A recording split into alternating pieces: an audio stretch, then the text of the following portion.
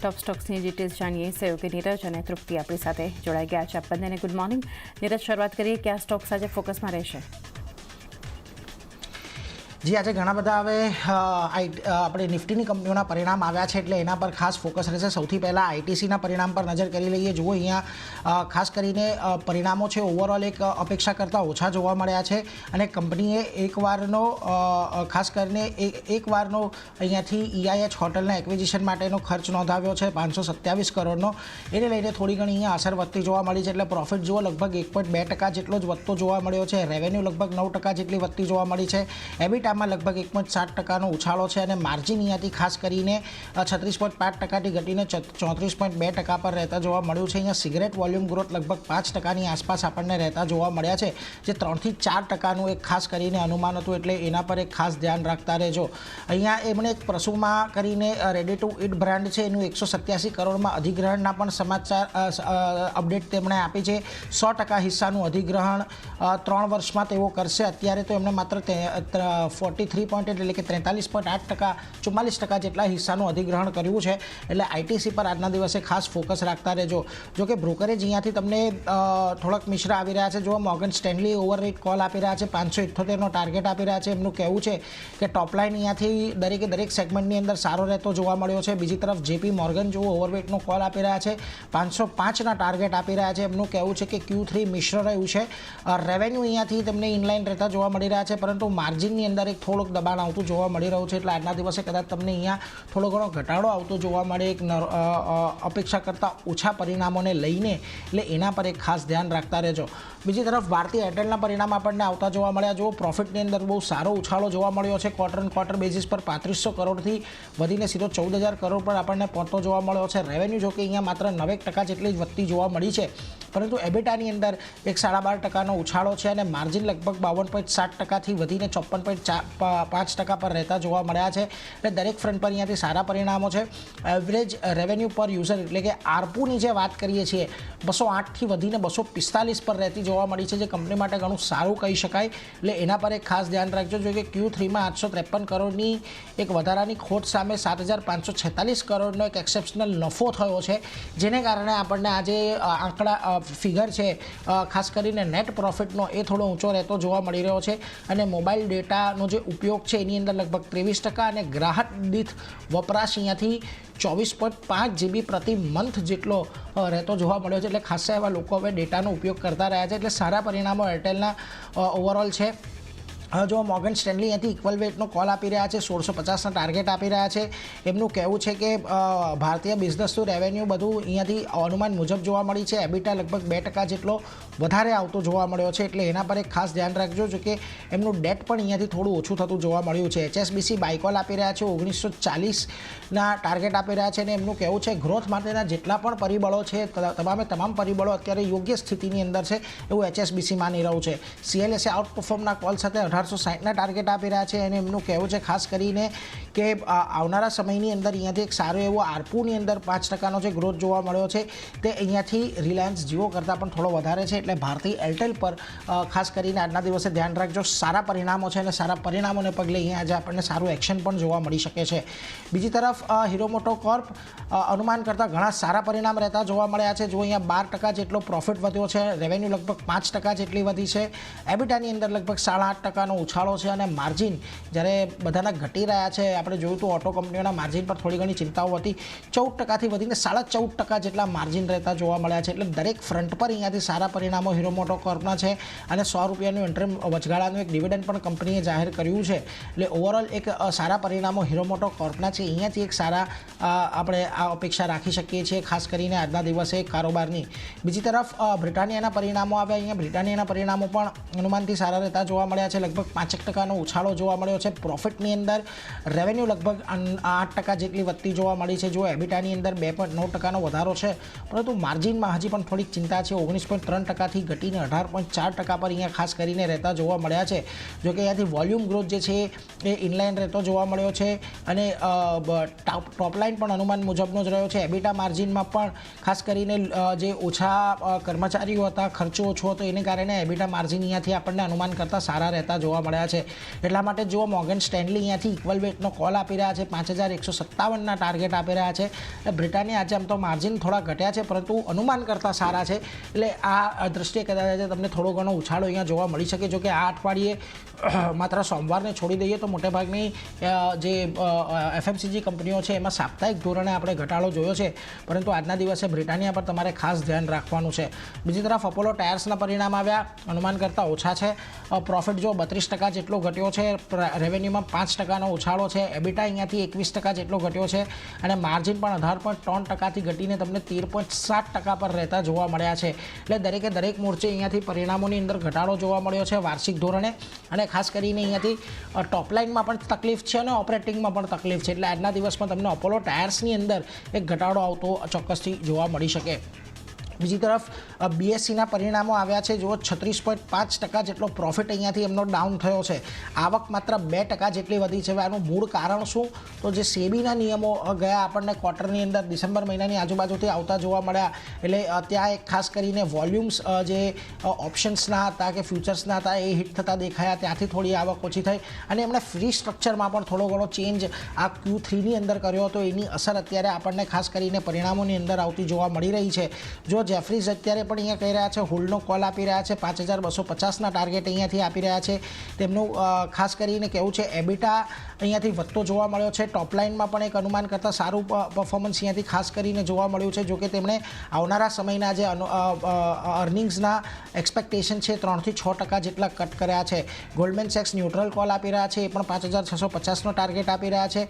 એમનું કહેવું છે Q3ના જે EPS હતા એ અનુમાનથી ઓછા રહેતા જોવા મળ્યા હતા અને ખાસ કરીને હવે અહીંયાથી મેનેજમેન્ટનો જે ફોકસ છે આવનારા સમયની અંદર તે સેટલમેન્ટ ફંડ કોન્ટ્રીબ્યુશન પર રહેવાનો છે, એટલે એના પર એક ફોકસ રાખજો. બીએસસીની અંદર આજના દિવસે આપણને આમ તો પરિણામો થોડાક નબળા છે અને બ્રોકરેજ કોલ પણ ચિંતાજનક છે, એટલે આજના દિવસે થોડો ઘણો ઘટાડો આવતો જોવા મળી શકે છે. એક બીજો પીઆઈ ઇન્ડસ્ટ્રીઝ આજના દિવસે પરિણામો પર રિએક્શન આવશે. જુઓ અહીંયા પણ થોડાક પરિણામો નબળા છે. 17% જેટલો પ્રોફિટ ઘટ્યો છે. રેવન્યુમાં કોઈ બહુ મોટો વધારો નથી, ઓલમોસ્ટ ફ્લેટ લેવલ પર છે. એબિટાની અંદર લગભગ 7.5%નો ઘટાડો અને માર્જિનમાં પણ એક મોટો ઘટાડો છે. એટલે દરેક મોરચે કંપનીના પરિણામોની અંદર અહીંયા આપણને દબાણ રહેતું જોવા મળ્યું છે.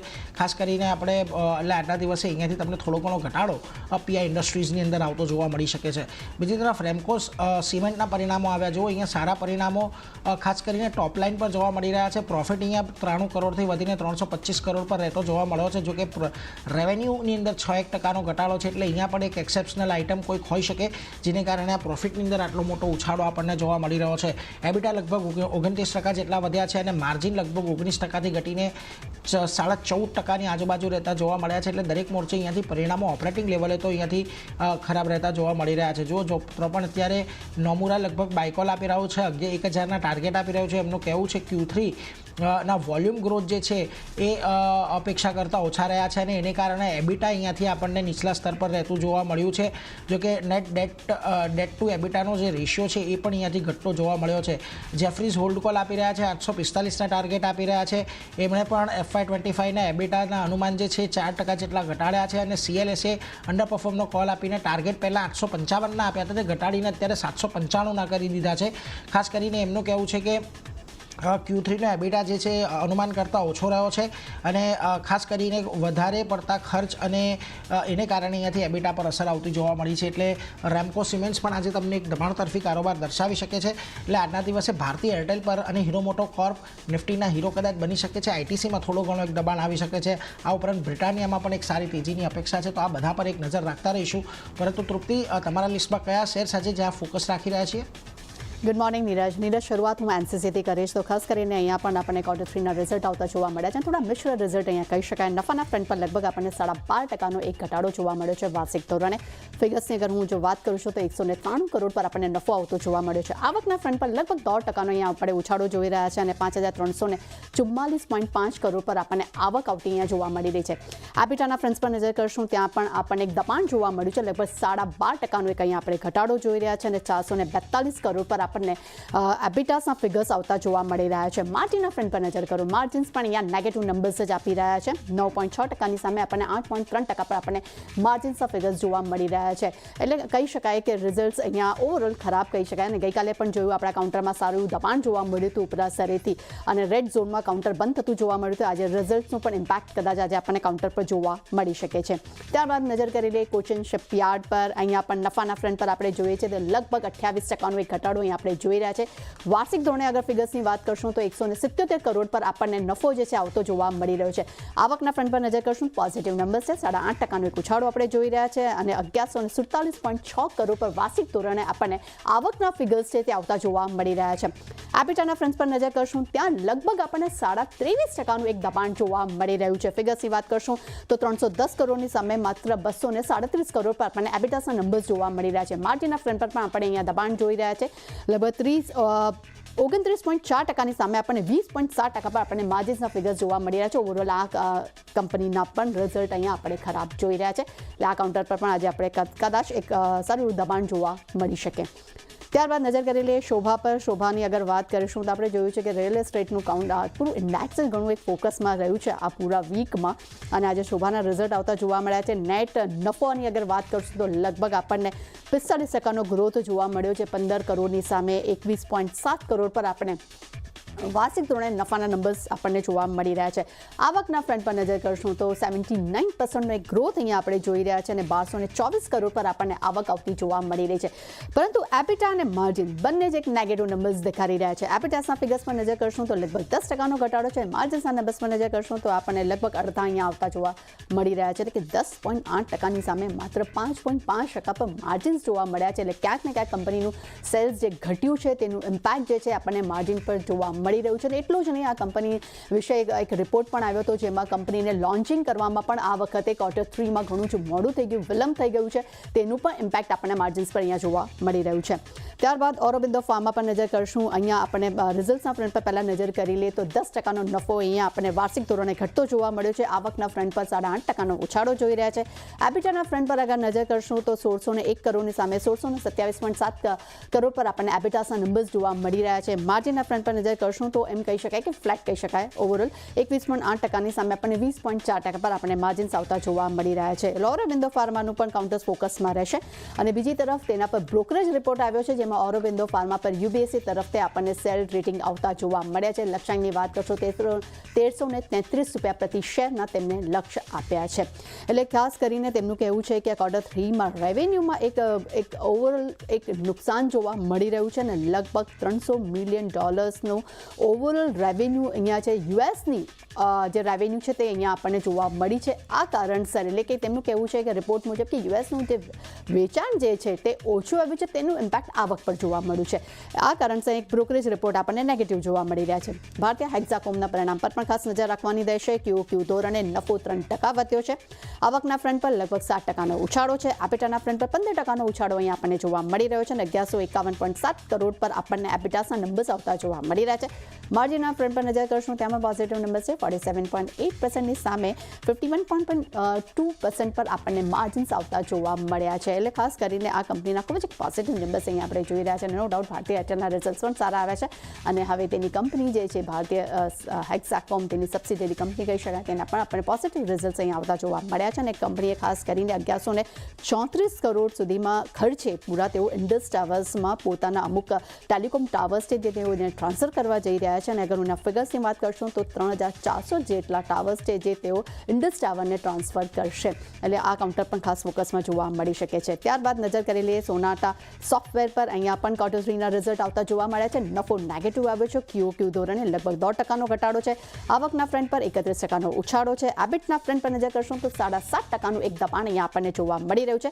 માર્જિનના ફ્રન્ટ પર નેગેટિવ નંબર્સ છે. 6.6%ની સામે 4.6% પર આપણને માર્જિન્સના નંબર્સ આવતા જોવા મળ્યા છે. નો ડાઉટ સોનાટા સોફ્ટવેર આ વીકમાં ઘણું સારું પ્રદર્શન એને આપ્યું છે, પરંતુ હવે રિઝલ્ટ પર ખાસ ફોકસ રાખવાનું રહેશે કારણ કે રિઝલ્ટ નેગેટિવ છે. તો જોવાનું રહેશે કે બજાર આને કેવી રીતે રિએક્ટ કરે છે. ત્યારબાદ છેલ્લે નજર કરી લઈએ વેદાંતા પર. અહીંયા બોર્ડ બેઠક છે 11 ફેબ્રુઆરીએ, જેમાં તેઓ ખાનગી પ્લેસમેન્ટના આધારે NCDX ઇસ્યુઝ કરવા પર વિચાર કરશે. એટલે વેદાંતાનું કાઉન્ટર પર ફોકસ રહેશે. અને બીજું ધ રિઝલ્ટ છે તે તમે સ્ક્રીન પર જોઈ શકો છો. દરેકના Q3ના રિઝલ્ટ જે આવ્યા છે, BSE કેશ કંપનીઓ છે તેના પર પણ આજે આપણે ખાસ સારી એવી એક્શન જોવા મળી શકે છે. એટલે ચાની ખાસ કરીને આજે નિફ્ટીની જેટલી પણ દિગ્ગજ કંપનીઓના રિઝલ્ટ આવ્યા છે તેના પર ફોકસ રહેશે.